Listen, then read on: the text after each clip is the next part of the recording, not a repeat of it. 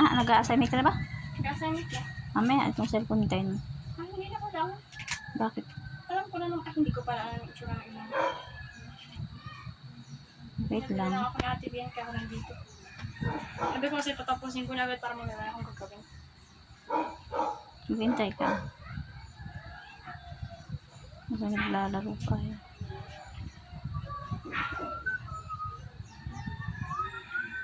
Ganda pala nito. Ngayon ko lang nakita. Anong laro ito?